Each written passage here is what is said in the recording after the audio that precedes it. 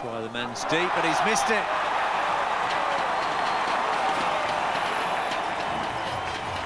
Six more runs were added, and there's the equation for the final day of the match. West Indies need 304 more to win. England need 10 wickets in 90 overs.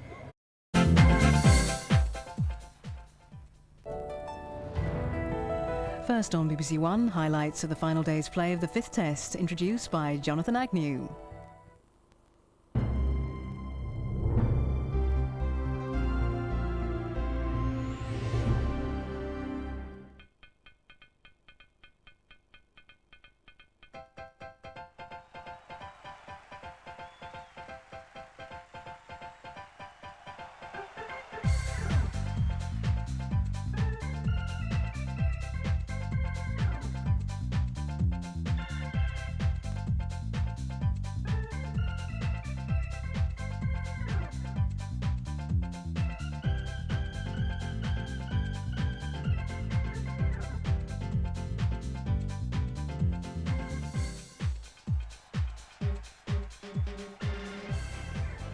Here on the beautiful island of Barbados, the English feel very much at home, and when the cricket's in town, they quite literally take over the island. They come for the sunshine and blue Caribbean skies.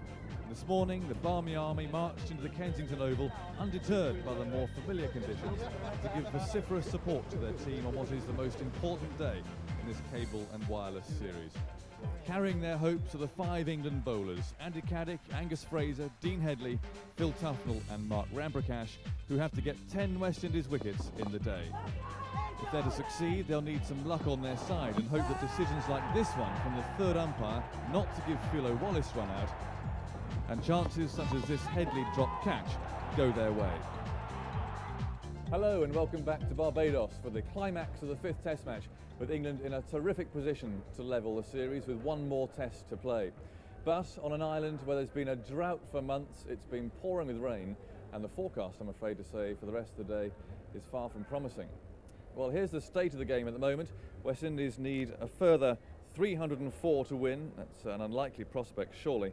But England need 10 wickets in a minimum of 90 overs. It rained all morning and there was no play before lunch. When it did finally clear up, the ground staff worked very hard to get the ground ready, and play resumed at 1 o'clock, some 3 hours late. We can now join the action with the first ball of the day. Phil Tufnell is bowling to Clayton Lambert. Not an over-aggressive field from Michael Atherton, just the bat pad and slip in position. Is the first ball of the fifth day's play. Oh! Great excitement from Tufnell and Russell. Well, Clayton Lambert, as per usual, going onto the back foot to Phil Tufnell and playing inside the line of the ball here, just allowing the ball to go through outside the off stump. Oh! Tufnell started off very well. He's got the first ball to bounce a lot, and this has hit the rough patches and kept a bit low. Pretty well played by Lambert.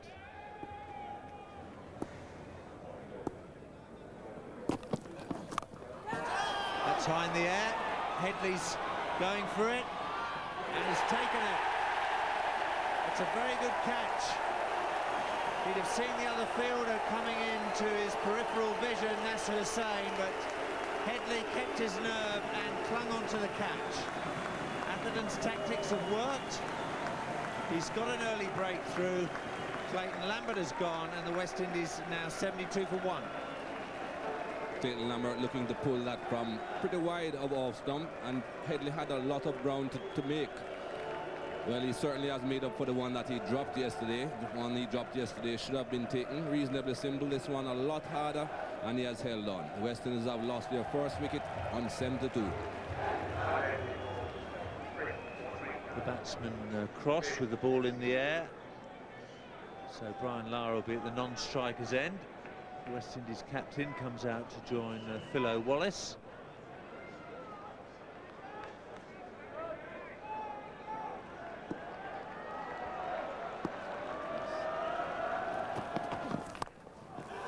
There's no third man. 4 more to PHILO Wallace. 8 boundaries for him. He's on to 42.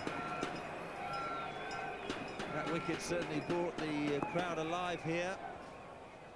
Big shout from Fraser. PHILO Wallace desperately trying to get that left foot outside the line of off stump. Just about getting there. I'm not too sure if he's very wide of off stump there. Eventually, when the leg straightens, it is outside off stump, but at the point of striking, well, batsmen usually get the benefit of the doubt, and he got it there.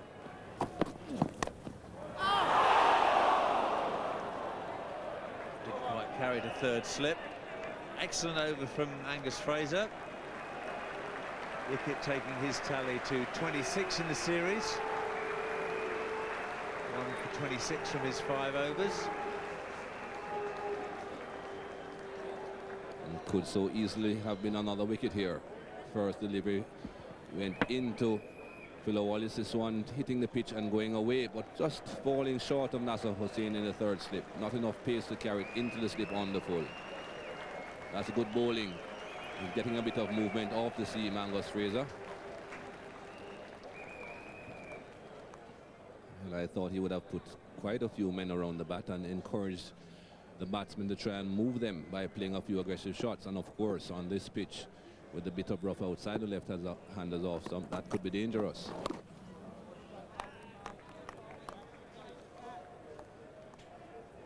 One would think that there are only 2 possible results in this test match: an England victory or a draw.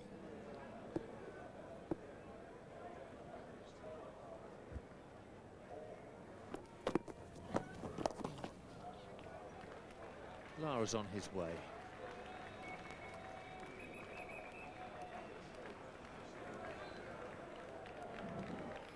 Wicket's costing him 45. That's too many, really. You expect a good test match spinner to get his wickets at around 30 or 32 apiece. Dean Headley in pursuit.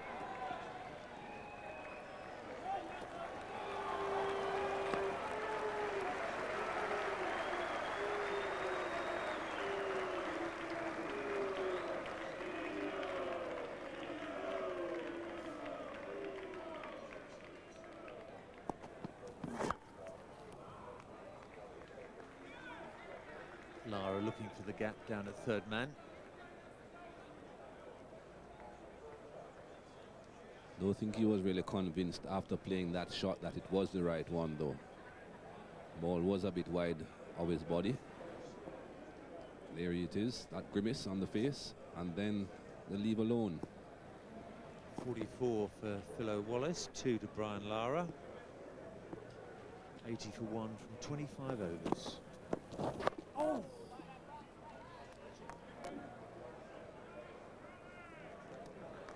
Problems again for the left hand out of the rough.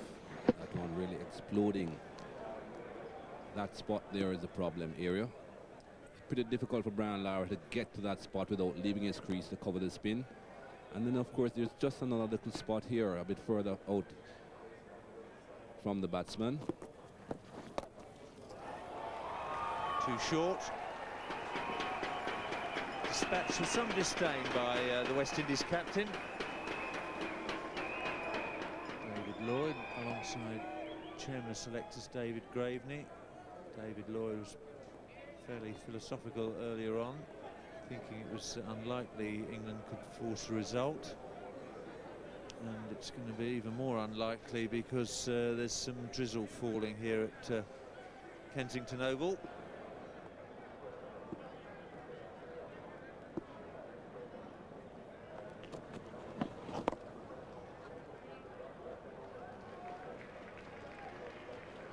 Certainly don't want to see a ball behaving awkwardly, even on the normal surface, popping off the glove or off the bat onto the pad, and then no one there to take the catch.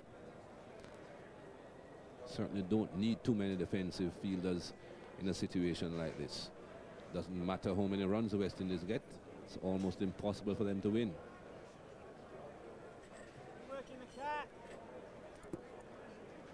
It's the wicket of Lara that England are after. Yeah, someone get it, someone get it. Nicely angled away. Lara sends Wallace back. End of Tufnell's over. 87 for 1, the West Indies.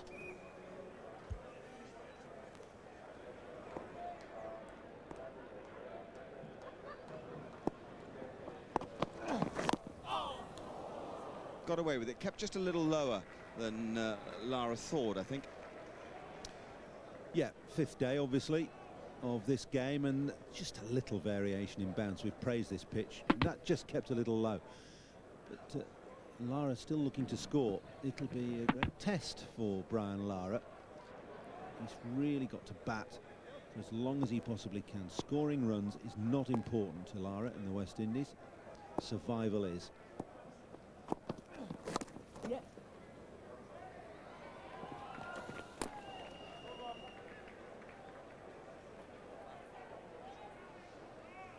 Made sure that he retains the strike as well. Lara, who moves on to 9. PHILO Wallace has 45. And Mike Atherton and his men would dearly love a prolonged go at PHILO Wallace. They're being denied that by Lara's patience and his artistry and skill at pinching singles when they matter most. England are on the attack. 4 men round the bat for Lara. Just a little opening of the face has done the trick there for the single.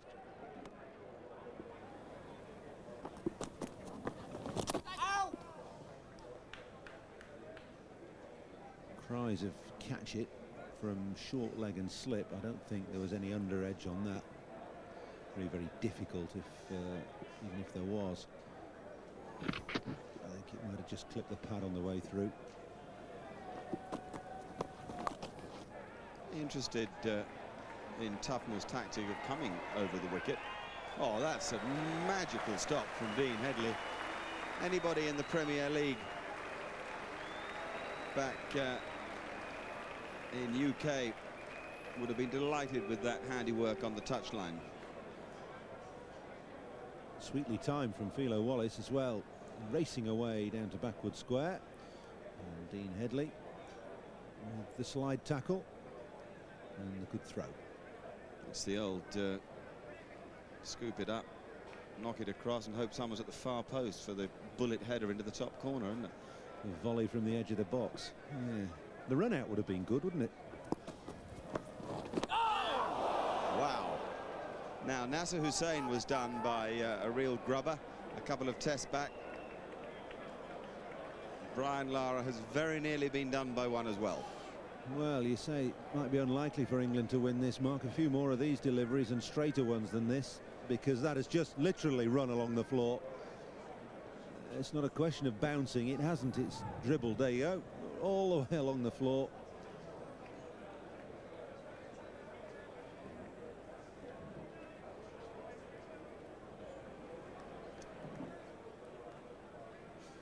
Doesn't look good, does it? We've got the ground staff getting ready. They've got the yellow oilies on. Forecast from the Met Office was that the afternoon would be clearer, though not blue skies by any means, and there may be occasional showers.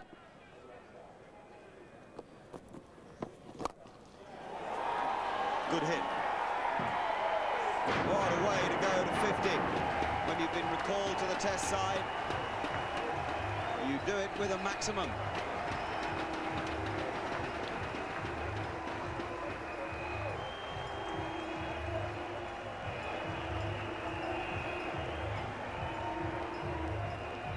First ball round the wicket for a while from Philip Tufnell, dispatched onto the top of the Pickwick Pavilion by PHILO Wallace.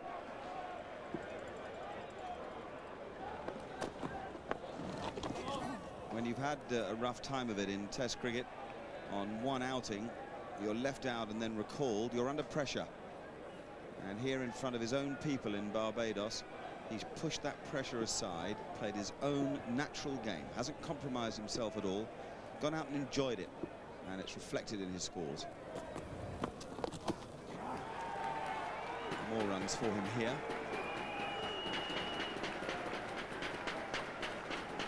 two of them. 100 up for the West Indies. There was so much disappointment around this cricket ground when he was judged LBW in the first inning, so much so that one or two people over a quiet drink in the evening were telling me that had there been a full house here of West Indian supporters rather than 50% English supporters, there might have been a danger of play being stopped. So angry would the locals have been en masse, and who could blame them when your favourite son is going like a train and suddenly and surprisingly given out LBW. Measure there of the straightness of his hitting. 21 of those runs in the V between mid-off and mid-on. Yeah, that's a very interesting chart, that, actually. You would expect an opening batsman against the new ball to have a much higher percentage of runs behind square than straight down the ground. He's only just scored more runs behind square than down the ground.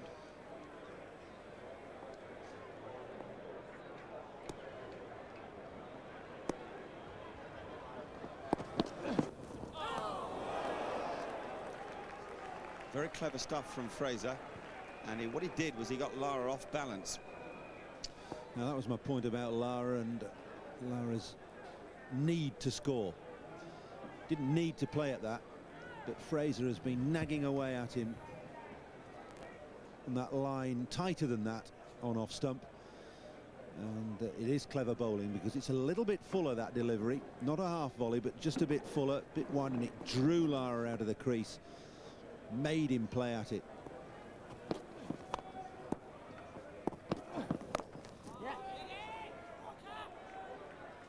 Well, England have got to get lively in that area at cover and mid-off. It's twice now Lara has just dropped the ball out on the offside, pretty much straight to fielders. He's taken the pace off the ball with the quite soft hands, but England know that he's looking to just get away from Fraser, really keep the strike moving all the time, and those fielders have got to be in tight.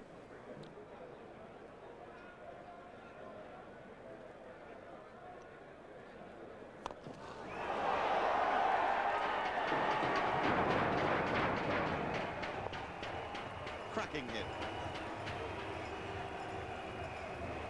Good way to end the over for the West Indies.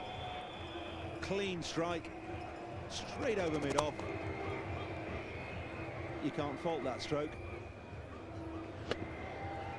Just maybe worth Fraser's while bowling with a deep long off. Since he hit Tufnell for that towering six over long on, Tufnell's put a man out. He's out at deep long off though.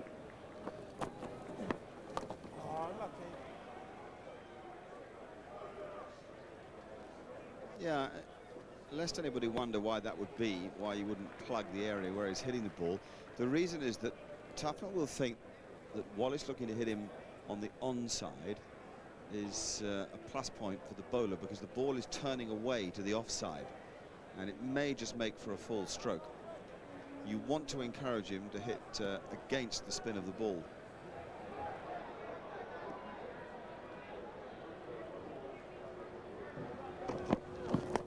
Andrew Caddick into the attack instead of Angus Fraser. Jack Russell into the action down the leg side.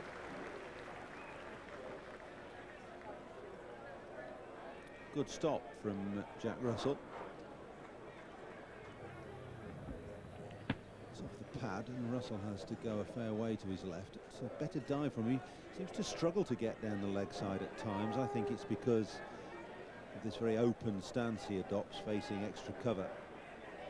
Sort of blocks himself out going down the leg side.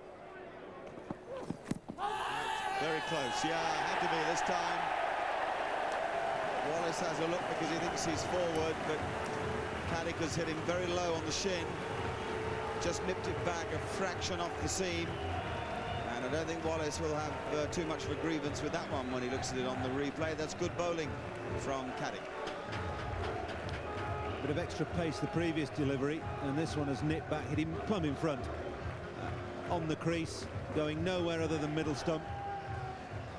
And Eddie Nichols says that's out. PHILO Wallace has gone for 61. West Indies 108 for 2. Shivnarine Chanderpaul, the new batsman for the West Indies. 23 years old, but a player of enormous maturity. You'd think cut out for a rearguard situation, such as the one the West Indies need to play for the rest of the day here.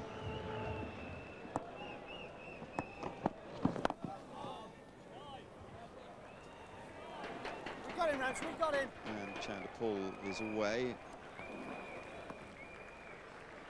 with amazing ease, really, and natural timing.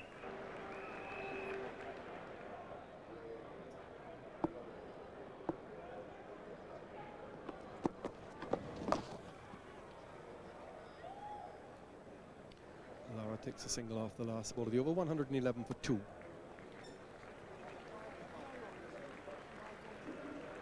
There's the little drizzle we're having, very fine indeed. The umpires and the ground staff now beginning to get ready with their mustard oil skins out there. A couple of umbrellas going up in the open areas.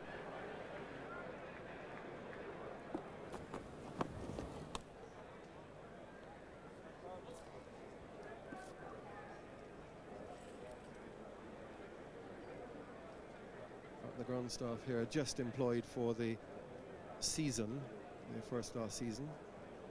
Most of the individuals have jobs at other clubs. Hit it. Someone.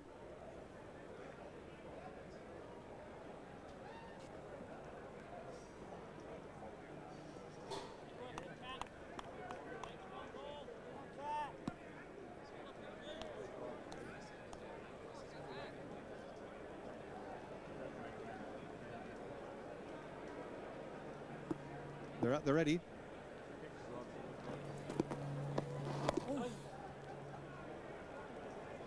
Real pity that the weather has intervened as it has, in fact, intervenes once more.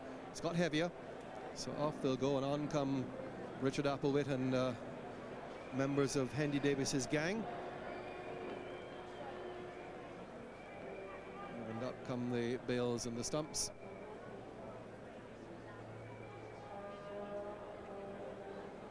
So yet another interruption, and Mike Atherton at least can see the funny side of it. Not funny for the crowd here. They would have come today expecting a really good day's cricket. Well, the rain returned, and finally Mike Atherton had to concede that the elements had defeated him. That's the West Indian card. That's electrifying start from Lambert and Wallace, and Lara and Chanderpaul saw them to safety. England's bowlers simply didn't get the chance to ram home their advantage. It would have been fascinating to have seen the spinners in action throughout the day, and who knows, they might have levelled the series. As it is, that's the way it ended, and West Indies still lead 2-1. When the rain finally relented, we spoke to both captains. It's very disappointing for everybody because it's been a fantastic test match so far, and I think everybody expected today to be a cracking day, so it's very frustrating. How worried were you earlier in the match when you were reduced to 53 for 4? Well, we knew that the Barbados wicket would have some bounce, but obviously Thorpe and Ramps played fantastically well to get us to 400 and put us in a winning position. Great effort by Mark Ramprakash. He didn't have an easy pitch to play on in Guyana. He looks to have really arrived as a test match player now. Yeah, both in that game and this game, he's looked fantastic at the crease. He's looked very composed, taking all his opportunities to score runs as well. Now, the best you can hope for now is a drawn series, 2-2, Antigua starting on Friday. How confident are you in the team? Well, if we can play as well as we've done here, you know, I'm very confident of getting a positive result because I fancied our chances today, given 6 hours of cricket. Sure. Now, you've had tremendous support here. Some of these English fans will be going home from Barbados and not making the trip to Antigua. I'm sure you'd like to make a small tribute to them. Very much so. On behalf of all the team, I'd like to thank all the spectators who've come from England. I hope they've enjoyed the 4 days of Test cricket. Shame about today, but you know, we appreciate their support always. Well, I think the guys were pretty confident that first of all we could bat maybe a couple sessions out and see what would happen at the end of the day. But I must say England had the advantage going into the last day, and of course it's disappointing that the weather played a part in it, but we're quite happy to go into Antigua 2-1. Any regrets about putting England in, looking back? No, I think 4 wickets down in the first session, we were quite happy with that. I think the pitch played a bit easier after lunch, but that's the luck of the draw. We were quite happy with the situation at lunch, but maybe we could take advantage of it a little better. You must have been slightly disappointed with your first innings batting performance all round. Yeah, most definitely. I think England were able to get 2 century makers, and we had 1 half century from Lambert.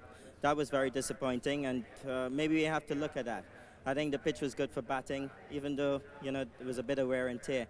But we didn't use it the best way which we should. Now, the next match is coming around very quickly in Antigua on Friday. Will you have the same squad of players with you? I'm going to select the team this afternoon, so I don't know what the squad is going to look like. I think so far you can say the opening batsmen did pretty well. We had 2 half-century stand, and you might most likely see them in Antigua. What's the atmosphere like for you, being the captain of the West Indies, playing in front of all these England supporters in Barbados? Well, it's sort of playing at home, but away from home. So we're quite happy to have the tourists over in Barbados. I'm sure that they enjoy the beach and the atmosphere in Barbados. We didn't expect them to enjoy the cricket, but I suppose they did enjoy themselves. Hopefully we'd see them here again in 4 years' time. Not surprisingly, Mark Ramprakash was named man of the match for his superb innings of 154. Well, despite the music, there's huge disappointment here, not just for the players, but the army of spectators who are all looking forward to a dramatic final day.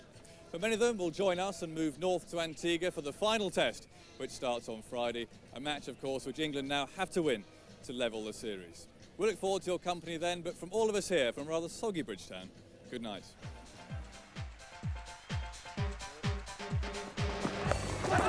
In the air, Ambrose takes it.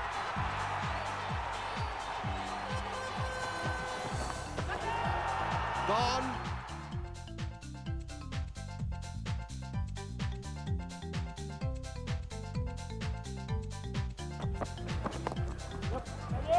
And Graham Fort gets his half century.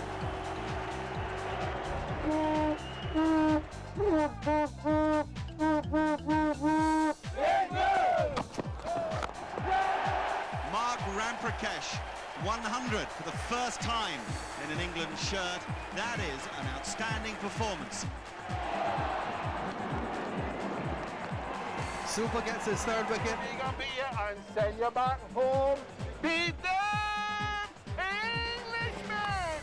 Heaved away by Clayton Lambert.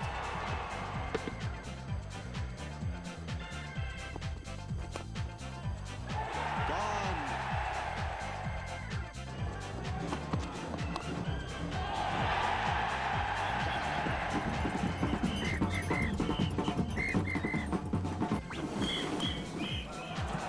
Lovely stroke.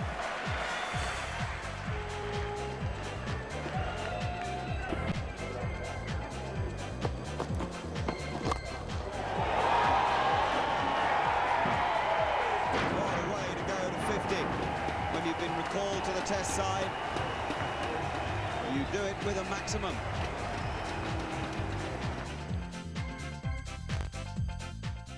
Tomorrow night on BBC One, see the sporting blunders as Auntie airs her bloomers at 11:20. And next tonight, back to the 70s with Private Eye, Shaft.